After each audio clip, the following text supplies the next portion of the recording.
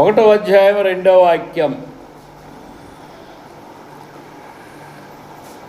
పోయిన వారం చెప్పిన గ్లోరీ అనే మహిమ మాహాత్మ్యము అనే దానికి కంటిన్యూషను ఈ వాక్యము. యెహోవా మాట్లాడుస్తున్నాడు, ఆకాశమా ఆలకించుము, భూమి సెవియొగ్గుము. నేను పిల్లలను పెంచి గొప్పవారినిగా చేశాను, వారు నా మీద తిరగబాటు చేశారు అని దేవుని యొక్క వాక్యం మాట్లాడుతుంది. ఈ పిల్లలు ఎవరంటే ఇజ్రాయేలు అని చెప్పవచ్చు. యెహోవా మాట్లాడుతున్నాడు, ఆకాశం ఆలకించము, భూమి సెవియొగ్గము. ఆకాశం ఆలకించాలి, భూమి సెవియొగ్గము. భూమికి చెవి ఉందా చెప్పండి? లేదా? భూమికి చెవి లేదా? ఎక్కడుంది భూమికి చెవి? ఏం వల్ల ఉంది? నువ్వే భూమి. Praise the Lord, hallelujah. ఒక విషయం చెప్పాల్సి వస్తే, నీవు భూమివై ఉన్నావు. ఈ మధ్య ఏం చేస్తున్నారంటే, బాగా తెలిసిన ఆయుర్వేదం తెలిసిన పండితులు లొంగన రోగాలకి బురద పూసుకుంటున్నారు. బురద నల్లరేగడ మన్ను ఒళ్ళంతా పూసుకొని 1 గంట 2 గంటలు లేకపోతే ఒక రోజంతా ఆగి లొంగన రోగాలకి స్నానం చేస్తున్నారు నదిలోకి పోయి. వాళ్ళకున్న రోగం తగ్గిపోతుంది. కారణం ఏంటంటే, భూమిలో అన్ని రకాల వైద్యం ఉందండి. అన్ని రకాల వైద్యం భూమిలో ఉంది. నీకు ఆ ట్యాబ్లెట్లు తెలియవు, నీకు ఆ యొక్క మందులు తెలియవు కనుక నీ రోగం తగ్గట్లేదు. అది సంగతి. మేధావులు చేసే పనులు ఇవి. దేవుని స్తోత్రాలు, హల్లెలూయా. భూమి సెవియొగ్గము. నీ చెవి భూమియే, నీ కాలు భూమియే, నీ యొక్క గుండె భూమియే, నీ యొక్క శరీరం అంతా భూమియే. శరీరము భూమి సెవియొగ్గమంటే బహుశా ఒకవేళ రెండో అర్థంగా తీసుకుంటే, భూమి అనేది ఆగమంటే ఆగింది. సూర్యుడు ఆగిందా, భూమి ఆగిందా చెప్పండి? యెహోషువ ప్రార్థన చేసినప్పుడు అదే తప్పు. అక్కడ రాసి ఉంది సూర్యుడు ఆగిండు, తర్వాత చంద్రుడు ఒక స్థలంలో, సూర్యుడు ఒక స్థలంలో ఆగిపోయారు. వాళ్ళు అట్లనే ఉన్నారు అని అంటారు. చూడండి, నేటి కాల సైన్స్కి ఆ వాక్యాన్ని పోలిస్తే ఏమాగిందన్నట్టు. దీనికి ఒక ఉదాహరణ చెప్పవచ్చు. మన ఇండియన్ పురాణాల్లో, హిందూ దేశ పురాణాల్లో ఒక ఆమె ఉందండి, ఒక స్త్రీ. ఆమె పాతివ్రత్య ధర్మం వలన భూమి ఒక రోజంతా ఆగిపోయిందని వీళ్ళు చెప్తారు. భూమి అనగా 2 అర్థాలు తీసుకోలేము. ఈ భౌతికమైన భూమి, మరొకటి మనుషుని యొక్క ఇమేజ్ కూడా భూమి. ఇమేజ్, ఫిజికల్ ఇమేజ్, ఆత్మ కాదు. తర్వాత ఆ రక్తము కూడా భూమికి సంబంధమే, గాలి మాత్రం భూమికి సంబంధం లేదు. ఎట్లా ఒగ్గుతుంది? సూర్యుడు ఆగిపోయిందా, భూమి ఆగిందా? భూమి ఆగింది. మరి చంద్రుడు నువ్వు పలానా జాగలు ఆగిపోమంటే చంద్రుడు ఆగాడా? తిరక్కోకుండా వాళ్ళు గమనం ఆగిందా? వాస్తవానికి సైన్స్ ప్రకారం నేడు మనం పరిశీలిస్తే భూమి ఆగిపోయి ఉండాలి. మన ఆ కాలంలో వాళ్ళు ఏమనుకున్నారంటే, గ్రంథం చదువుతున్న వాళ్ళంతా సూర్యుడు ఆగిపోయింది, మన చంద్రుడు ఆగిపోయింది అని యెహోషువ ప్రార్థన పెట్టని అలా భావిస్తారు. సైన్స్ నేర్చుకున్న నేను అలా భావించటం లేదు. ఏది ఆగిందంటే భూమి ఆగింది. మరి సూర్యుడిని ఆపలేడా దేవుడు? సూర్యుడిని ఆపితే వేరే గ్రహాల్లో మార్పులు వస్తాయి. సూర్యుడు ఆగటానికి వెళ్ళలేదు. సూర్యుడు తన యొక్క కుటుంబాన్ని లాగిపట్టుకుంటున్నాడు తనకి వెళ్ళి, తన అయస్కాంత శక్తి చేత. సూర్యుడికి అయస్కాంత శక్తి ఉందా? సౌరశక్తి ఉంది. ఆ శక్తి చేత గుంజిపడతాడు సూర్యుడు చుట్టూ. అందుకనే గ్రహాలు తిరుగుతూ ఉంటాయి. ప్రైజ్ ది లార్డ్, హల్లెలూయా. భూమి ఒక్కటే మార్పు పొందింది ఆ టైంలో. ఒక దినమని బైబిల్ చెబుతుంది. భూమి సెవియొగ్గుము, ఈ భూమియా మనుషుడు అనబడిన భూమియా ఏదన్నా అవ్వచ్చు. నేను పిల్లలను పెంచి గొప్పవారిగా చేశాను. పిల్లలను పెంచి గొప్పవాళ్ళగా చేశాను. తర్వాత వారు నా మీద తిరగబడి ఉన్నారు. వారు నా మీద తిరుగుబడి ఉన్నారు. అమ్మా నాన్న ఇద్దరు కలిసి వాళ్ళకు పుట్టిన పిల్లల్ని పెంచి గొప్పవారికి చేస్తే, బాగా ఉన్నతమైన చదువు చదివిస్తే, ఇంజనీర్లుగానో డాక్టర్లుగానో ఉద్యోగం వచ్చే వరకునో చదివించి పిల్లల్ని పైకి తీసుకొస్తే వాళ్ళు ఏం చేస్తారు? లాస్ట్కి వచ్చేసరికి నాన్న మీద అమ్మ మీద తిరుగుబాటు చేస్తారు. ఎప్పుడు? లవర్ దొరికినప్పుడు. ఎక్కడైనా ఒక పిల్ల తగిలిందనుకో, లేకపోతే పెళ్ళి అయిందనుకో, పెళ్ళి అయిపోయిన తర్వాత అమ్మ మీద నాన్న మీద తిరుగుబాటు చేస్తారు. ఎక్కడున్న కోడళ్ళు అనబడిన వాళ్ళే నన్ను దుయ్యబట్టవచ్చు ఈ సందర్భంలో. ఎందుకంటే అమ్మ మీద నాన్న మీద తిరుగుబాటు చేస్తేనే పెళ్ళం మాట వింటారు, లేకపోతే ఎట్టింటారయ్యా అంటారు కొందరు కదా. ఇక్కడ దేవుని మీదే వీళ్ళు తిరుగుబాటు చేశారు అంటే తల్లిదండ్రుల మీద ఎందుకు తిరుగుబాటు చేయరండి? అందుకని తల్లిదండ్రులు ఓపిక పట్టాలా, ఏం జరుగుద్దో ఎదురు చూడాలి. ప్రైజ్ ది లార్డ్, హల్లెలూయా. అటు పిల్లలు అల్పాయుష్కులు అవుతారు, అల్పమైన ఆయుష్ వస్తుంది, ఎక్కువ రోజులు బ్రతకరు. తల్లిదండ్రుల మీద తిరుగుబాటు చేసిన పిల్లలు అర్ధాయుష్కులు. ఎవరైనా సరే, ఎవరి పిల్లలైనా సరే. కరోనా వచ్చింది, వాళ్ళ కొడుకుకి కరోనా రోగం రాలేదు, ఆడు భార్యకి వచ్చింది. ఆ భార్యనేమో కొడుకు తీసుకుపోయి హాస్పిటల్ వేసాడు. హాస్పిటల్లోనేమో ఆ భార్య కరోనా విషయంలో ఆ భార్యకి డాక్టర్లు ట్రీట్మెంట్ చేస్తే బాగయింది, ఇంటికి తీసుకురావాలని వెళ్ళాడు. భార్య బహుచక్కగా ఉంటుందట ఆ మొగుడికి. అందుకని భార్యకి సోపతిగా కాపలానో లేదా సోపతిగానో ఉండాలని ఈయన కూడా పోయి మరొక బెడ్ తీసుకొని ఆమె దగ్గరలోనే పడుకున్నాడు. దగ్గరలోనే కొంచెం దూరం, 2-3 గజాల దూరం. ఈయన పడుకున్నాడు భర్త, అటు భార్య పడుకుంది. ఆ భార్యకేమో కరోనా ట్రీట్మెంట్ చేసి బాగు చేశారు, ఎన్నో లక్షలు ఖర్చు అయినాయి. ఈరోజు వెళ్ళిపోవాలి, ఈరోజు సాయంత్రం ఇంటికి వెళ్ళిపోతారు వాళ్ళిద్దరు, ఆ కపులు, ఆ దంపతులు. అయితే సాయంత్రానికల్లా పంపిస్తామన్నారు కదా డాక్టర్లు. మరుసటి రోజు దాకా రేపు పొద్దున వెళ్దాంలే, ఇప్పుడు తొందర ఏమొచ్చింది అని ఆ యొక్క హస్బెండ్ సలహానో ఆ భార్య సలహా వలన వాళ్ళు హాస్పిటల్లోనే ఆ రాత్రి ఆగిపోయారు. అప్పుడు ఏం జరిగింది?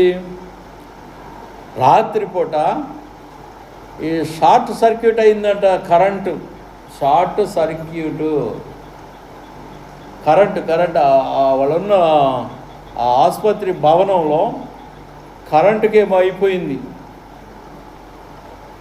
ఆ కరెంటు షాక్ అనేది వీళ్ళ ఇనప బెడ్లు కట్టుకుంది. ఆ టైంలో కొంతమంది చచ్చిపోయారు, వీళ్ళిద్దరు చచ్చిపోయారు, మొగుడు పెళ్ళం. మొగుడికి బాగానే ఉంది, ఆరోగ్యం బాగానే ఉంది. పెళ్ళాన్ని ఆడ వదిలిపెట్టి రావడానికి వాడికి ఇష్టం లేదు, వాని ప్రాణం కూడా పోగొట్టుకున్నాడు. వాళ్ళ తల్లిదండ్రులకి వాడు అక్కడే కొడుకు. నేను చెప్పింది అర్థమైందా బ్రదర్? నీకు వాక్యం అర్థమైందా? ఏ వాక్యం చెప్పా? తిరుగుబాటు. కుమారులు తల్లిదండ్రుల మీద తిరుగుబాటు చేస్తే అర్ధాయుష్కులు. బహుశా పిల్లోడికి 35 ఏళ్ళు ఉండొచ్చునేమో. విజయవాడలో హాస్పిటల్ ఉందండి, ఆ హాస్పిటల్లో జరిగిన ఒక సంఘటన చెప్తున్నాను. ఈ తల్లికి ఒక్కడే కొడుకు కనుక తల్లి గుండెలో బాదుకుంటే ఏడ్చింది. ఎంత ఏడ్చినా కొడుకు వస్తాడా? ఆ కరెంటు షాక్కి ఒళ్ళంతా మాంసం అంతా మొద్ద అయిపోయింది, బొగ్గుగా అయిపోయింది. ఇది జరుగుతుందండి.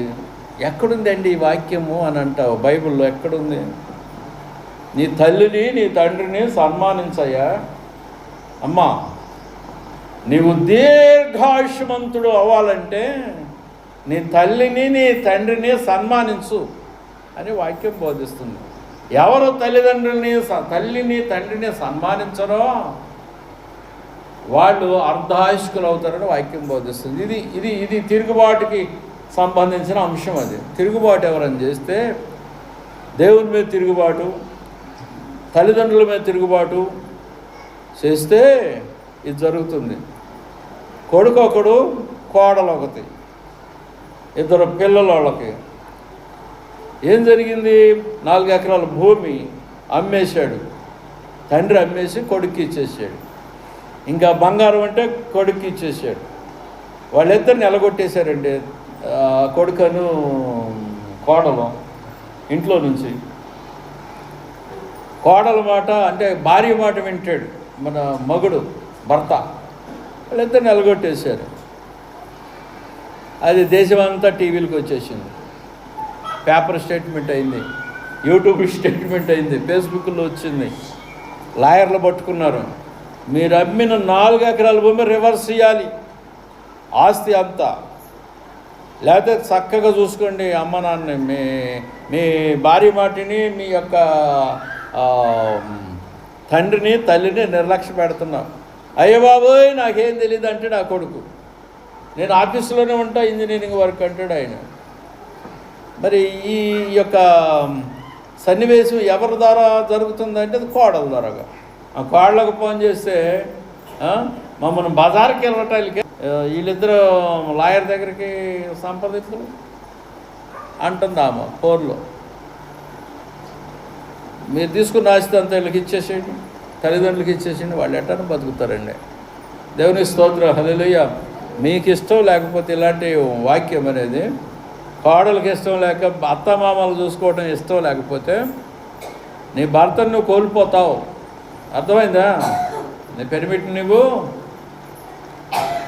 మరి చనిపోయే వాళ్ళందరూ ఇట్లా చచ్చిపోతున్నారా?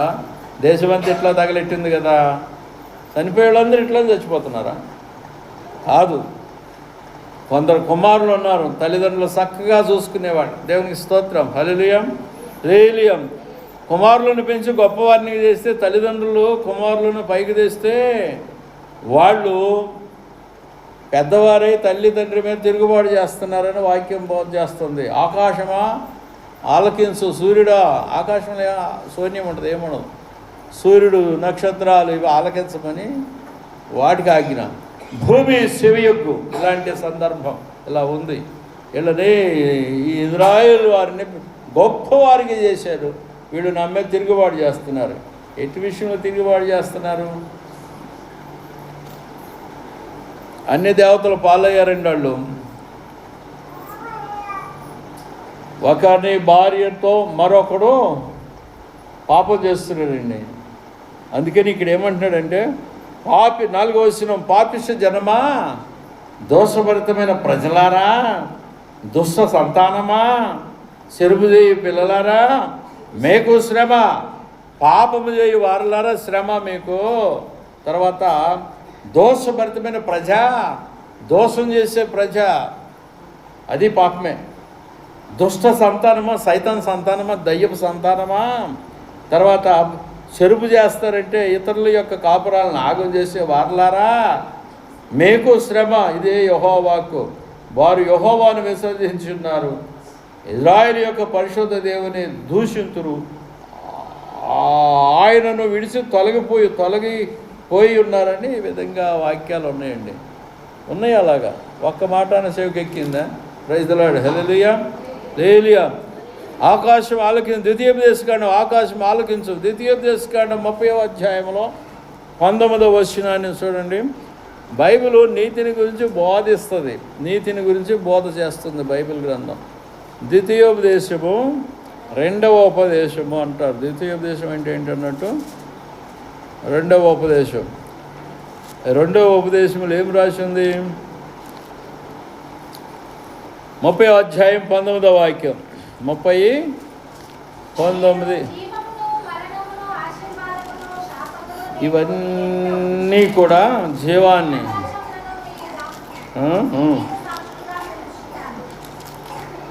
మీ మీద ఎవరిని?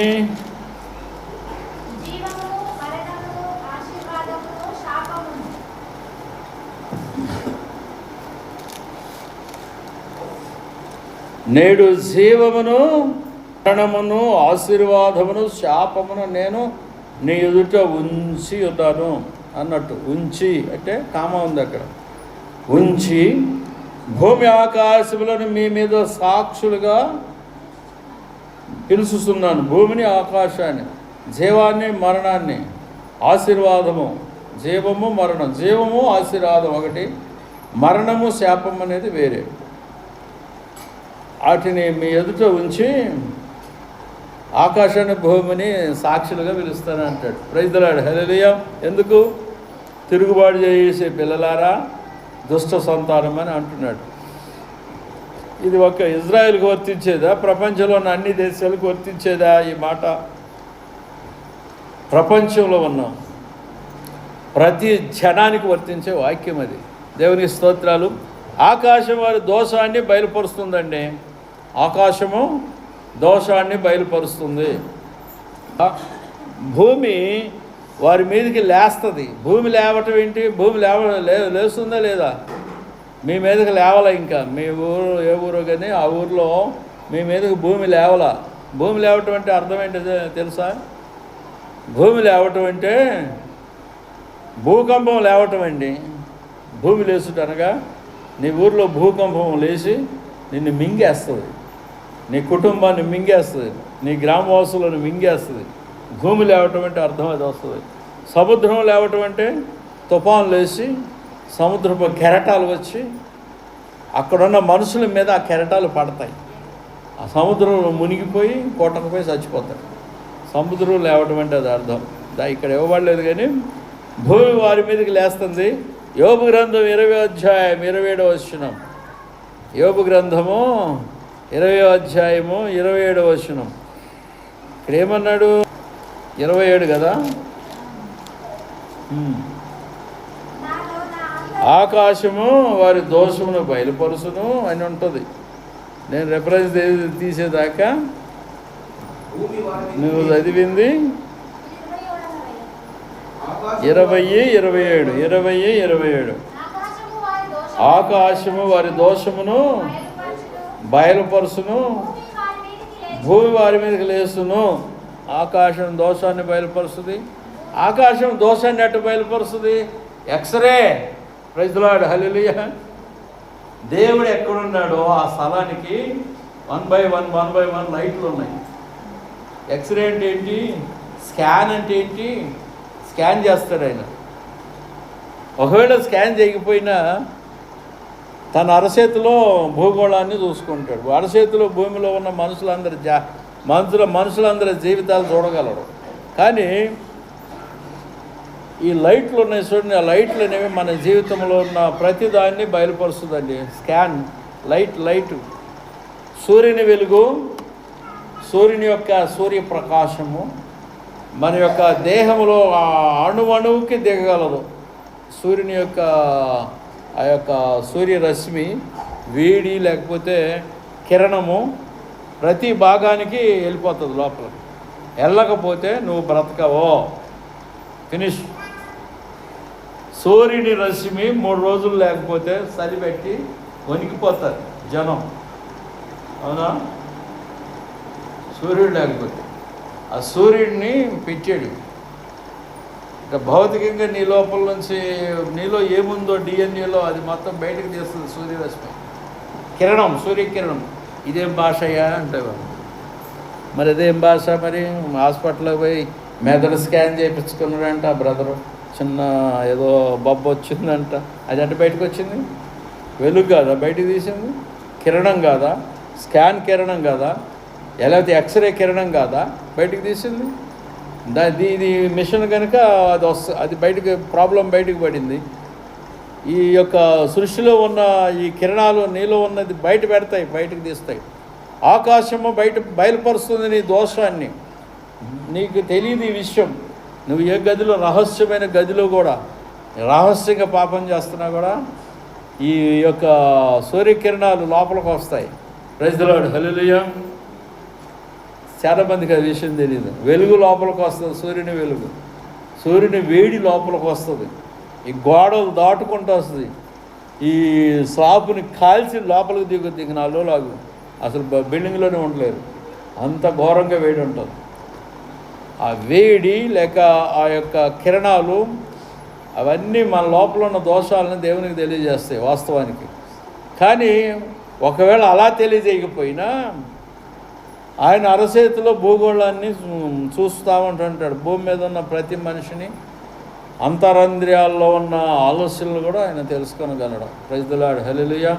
దేనికండి అవన్నీ అంటే మనుషులందరూ దేవుని మాట వింటలేదు. ఏమంటున్నాడు? తిరుగుబాటు చేస్తున్నారు. అందుకని మనుషులు ఏం చేస్తున్నారు?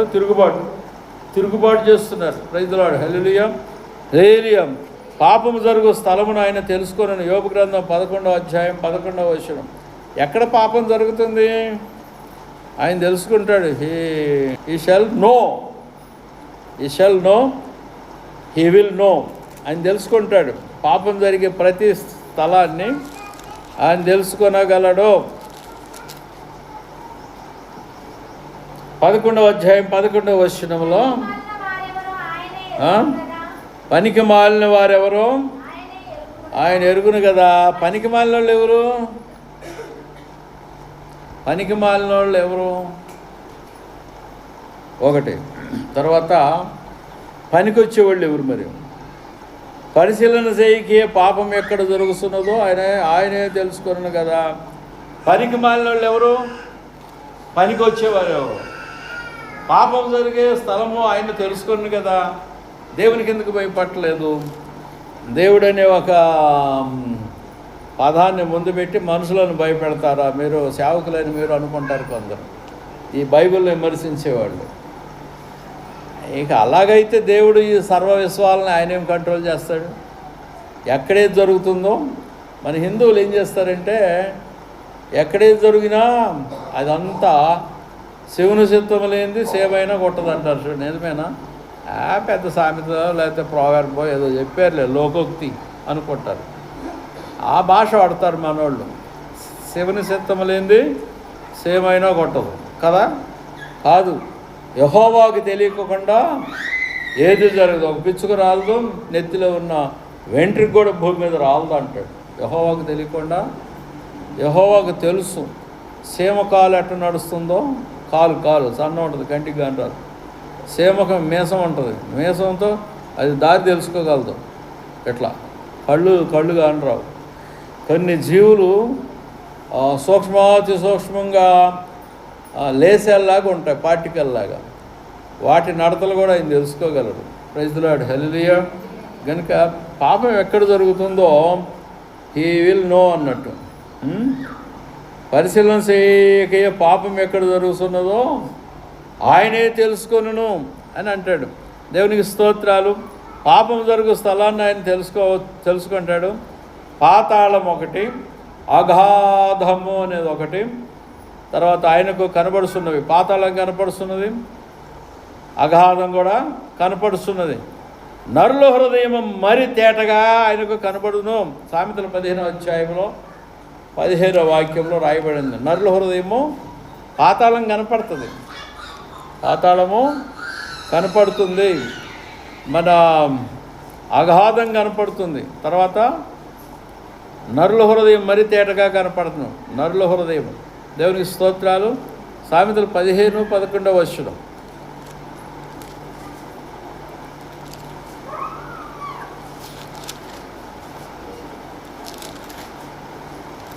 పదిహేనవ అధ్యాయము సామెతలు 11వ వచనం. ఏం రాశాడు?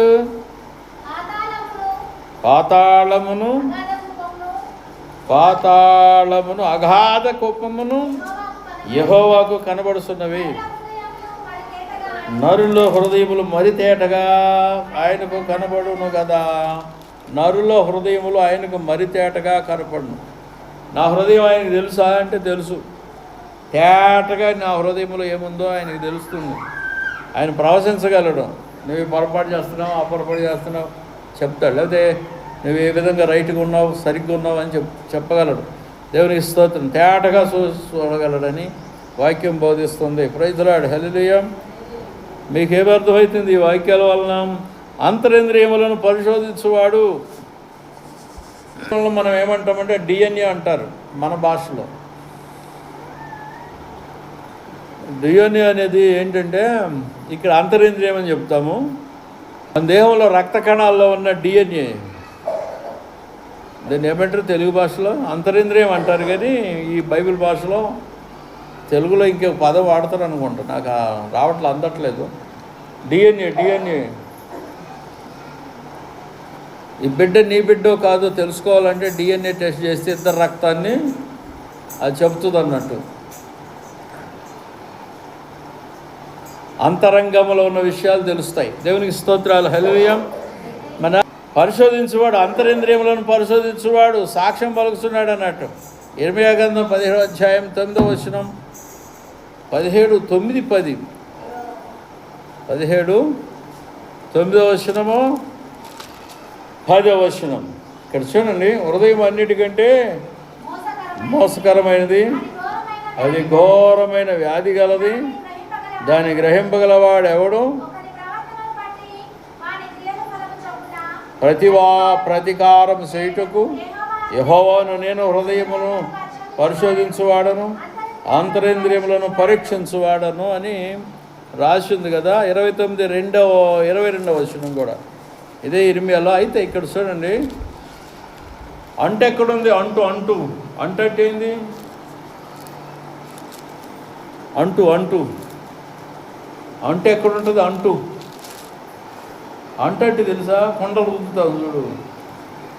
అంటు ఎక్కడుంటుంది? కొండల్లో ఉంటుంది. పాపం ఎక్కడుంటుంది? పాపము కూడా హృదయంలో ఉంటుంది. పాపము హృదయంలో ఉంటుంది. అందుకని మోసకరమైనదని. అంటుకొండలో ఉంటుంది, పాపమేమో హృదయంలో ఉంటుంది. మరి అంటరాని వారు ఎవరు మరి ఇక్కడ? చెప్పండి, నీ ఏం భాష, ఏం పదాలు, ఏం ఆలోచనలు, నేను సరిచేస్తాను నిన్ను.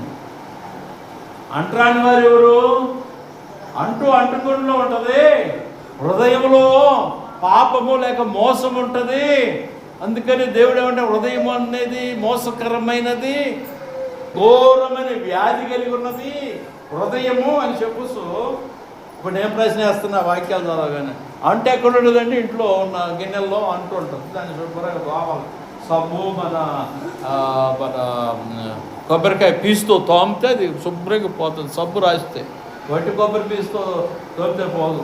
మామూలుగా మేము ఏం చేసేవాళ్ళం, గుంటలు తవ్వేటప్పుడు పూర్వం చిన్నగా పిల్లగాలు ఉన్నప్పుడు కొబ్బరి పీసుతో తోమేవాళ్ళు. సబ్బు లేదు, పడలేదు. మట్టితో రాసి కొబ్బరి పీసుతో తోమేవాళ్ళు. అంటుపోయేది. అంటుకొండలో అంటు అట్లనే ఉండి పాకం చేస్తే, అన్నం వండితే అది పాడైపోతుంది. అందుకని అంటుకొండను శుభ్రంగా తోమాలి. హృదయాన్ని కూడా ఏం చేయాలి? హృదయంలో పాపము మోసం ఉంది కనుక దీన్ని కూడా తోమాలి. ఇప్పుడు నేనేమన్నా ప్రశ్న, ఇప్పుడు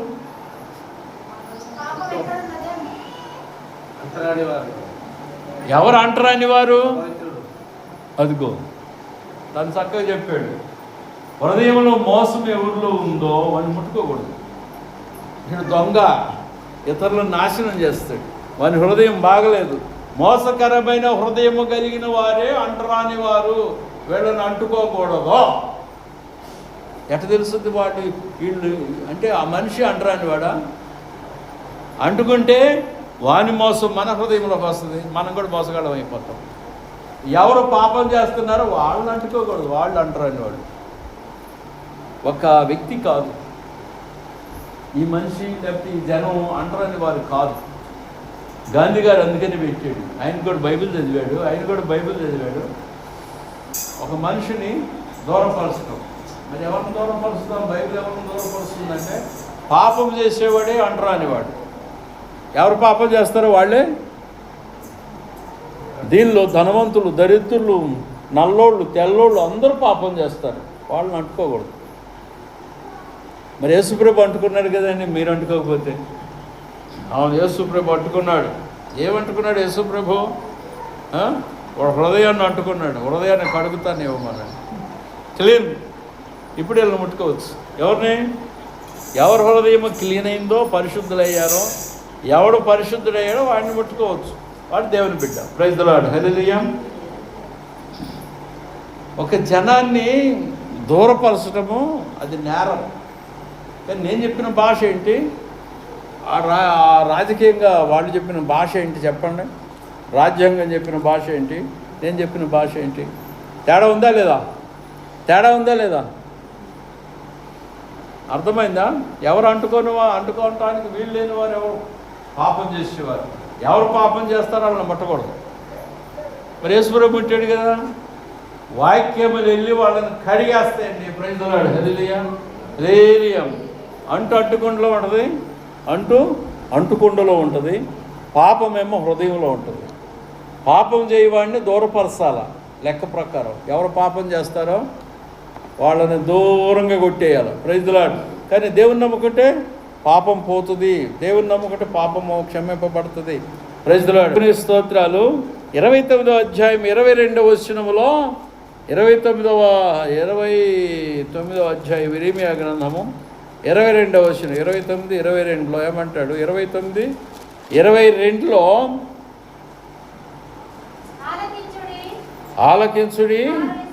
ఆలకించుడి వారి ఇశ్రాయేలీయులలో దుర్మార్గము జరిగించు, తమ పొరుగువారి భార్యలతో వ్యభిచరించు. ఇది చాలా ఘోరంగా ఉంది ఈ మాట. చూడండి, తమ పొరుగువారి భార్యలతో వ్యభిచారం చేస్తూ. పొరుగువారి భార్యలతో వ్యభిచారం ఎట్లా చేస్తారు? ఈ లోకమంతా జరిగేది ఇదే. నేటి కాలంలో ప్రపంచం అంతా ఏం జరుగుతుందంటే ఈ క్రియ జరుగుతుంది. అయితే నేను వారి కాజ్ఞాపింపని అబద్ధపు మాటలను నా నామమును బట్టి ప్రకటించుతూ వచ్చి, నేనే ఈ సంగతిని తెలుసుకొని వాడనై సాక్షిగానున్నాను. కాగా బబులోను రాజు అయిన నెబుకద్నెజరు చేతికి వారిని అప్పగించుతున్నాను. మీరు చాలు అప్పగించున్నారు. ఎక్కడ వరకు? ఇక్కడ చూడండి, ఆలకించుడి వారు ఇశ్రాయేలీయులలో దుర్మార్గం జరిగించు, తమ పొరుగు వారి భార్యలతో వ్యభిచరించు. ఇశ్రాయేలీయులలో దుర్మార్గం జరిగిస్తూ తమ పొరుగు వారి భార్యలతో వ్యభిచరించు. ఎవరాళ్ళు? కొందరు ఉన్నారు. వాళ్ళను బట్టి ఈ దేశాన్ని నెబుకద్నెజరు రాజు యొక్క చేతికి అప్పగిస్తున్నాను. ఈ దేశాన్ని వీళ్ళని బట్టి అని అంటాడు. దేశం క్యాప్టివ్ అవుతుంది, కొల్లపోతుంది అని చెప్పబడుతుంది. ఇప్పుడు నీ కుటుంబము గాలి అయిపోయింది దానికి కారణం ఏంటి? ఏదో జరుగుతుంది మనుషులందరి కళ్ళకి తెలియకోకుండా, దేవుని కన్నుకి కనపడేది ఏదో జరుగుతుంది. అందుకని నీ కుటుంబము గాలి అయిపోతుంది. కుటుంబం బాగుపడాలంటే పవిత్రంగా ఉండాలని వాక్యం బోధిస్తుంది. Praise the Lord. హల్లెలూయా. ఇంకేం చెప్పలేను. భూమి కరిగిపోవును. మీకా 1, 3, 4 వచనం. లోకులు వణుకుదురు. నహూము 1, 5 వచనం. కరగును, భూమి కరగును. తర్వాత ఆయన ఊపిరి ఆకాశమునకు ఇస్తుంది. ఆమోసు 4వ అధ్యాయం 13వ వాక్యము. యోబు గ్రంథం 26, 11, 13వ వాక్యం. ప్రతి ఒక్కరూ ఆయన మాట వినాలని బోధిస్తుంది. ఆయన మాట ఏం బోధిస్తుంది మీ అందరికంటే? యెహోవా యొక్క మాట వాక్యము ఏమని బోధిస్తుంది? పాపిష్టి జనమా, దుష్ట సంతానమా, దోషభరితమైన ప్రజలారా, చెరుపు చేయి వారలారా, నా మాట వినండి. ఏమన్నా మాట వినాలా? ఏం వినాలి మాట? ఇది అదే లాస్ట్లో ఉన్న రెఫరెన్స్ చదవట్లేదు, టైం క్లోజ్ అయింది కనుక. ఈ నా మాట వినండి అంటాడు యెహోవా. మాట్లాడుతున్నాడు. నా మాట వినండి. ఎవరికి చెప్తున్నాడు? పాపిష్ట జనానికి. 1, దోషభరితమైన ప్రజలారా. 2, చెరుపుదేవి పిల్లలారా. 3, ఇంకోటి యెషయా గ్రంథం 1వ అధ్యాయం 2వ వాక్యం. దుష్ట సంతానమా. వీళ్ళందరికీ చెప్పేది ఏంటంటే హృదయాలు క్లీన్ చేసుకోండి అంటున్నాడు. హృదయాన్ని క్లీన్ చేసుకోండి, బాగుపడండి అని. హృదయాన్ని క్లీన్ చేసుకోకపోతే ఏం జరుగుతుంది? ఆకాశానికి ఆన, భూమికి ఆన, ఆజ్ఞ అన్నట్టు. వాళ్ళని పిలుస్తున్నాను, ఆకాశాన్ని భూమిని మీ మీద సాక్ష్యం పలకటానికి. మీరందరూ మంచోళ్ళు కదని అని అంటాడు. దేవుని మాట వింటే అందరూ బాగుపడతారు. దేవుని మాట వినిన వారు నశించిపోతారండి. ఈ భూమి మీద నశించిపోతారు. తర్వాత ఈ యొక్క వేరే ఆత్మ శరీరాన్ని విడిచిన తర్వాత కూడా నాశనం అవుతుంది. దేవుని మాట వింటే ఆకాశం కరుగుతుంది, భూమి కరుగును, ఆకాశం వణుకును, భూమి కరుగును అంటాడు. కానీ మనుషులు మాత్రము నిర్లక్ష్యం. ఎందుకో చెప్పాలా? ఎందుకని మనుషులు నిర్లక్ష్యం పెడతారు? దేవుని మాటని మనుషులు ఎందుకు నిర్లక్ష్య పెడుతున్నారు? కొడుకు గనుక, లేదా కూతురు గనుక. ఈ మనుషులందరూ ఎవరు? దేవుని పిల్లలు కదా. మనుషులందరూ దేవుని పిల్లలండి. అందులో పాపులైన వారిని శుభ్రపరిచి పవిత్రులను చేయటం కొరకు దేవుని వాక్యం పలుకుతుంది. పాపులను మార్చటానికి, మారు మనసు తేవటానికి దేవుని వాక్యం పైనుంచి పలుకుతుంది. మార్చటానికి, మనుషులను మార్చడానికి, మత మార్పిడి చేయటానికి కాదు. నీ మతాన్ని మార్చడానికి కాదు. మతం మనుగడ కొరకే. కులాన్ని మార్చడానికి కాదు. కులం కుళ్ళే. మరేంటి? హృదయం మార్చి దేవుని మాట వినాలి, పాపాన్ని నివారించాలి అనే దేవుని ఉద్దేశం. Praise the Lord. Hallelujah, hallelujah. మనుషుడు మాత్రం వింటల్లా దేవుని మాట, తిరుగుబాటు చేస్తున్నారు. భూమి కరుగుతుంది, ఆకాశం వింటుంది, ఆకాశం వణుకుతుంది, భూమి కరుగుతుంది. కానీ మనుషుడు మాత్రం భయం లేకుండా ప్రవర్తిస్తున్నారు. మానవుడు మాత్రం.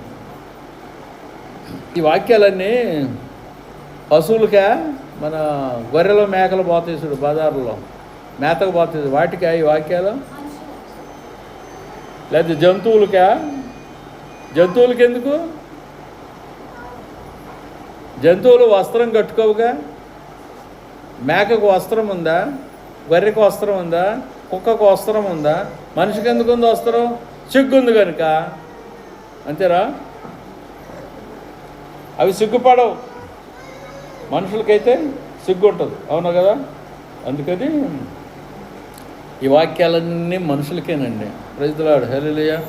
మనుషులకి అందరికీ అంటే మనుషుల్లో ఉన్న 4 రకాల స్వభావాలు ఉన్నాయి చూడండి. దుష్టులు, పాపులు, ఇట్లా దోషభరితులు.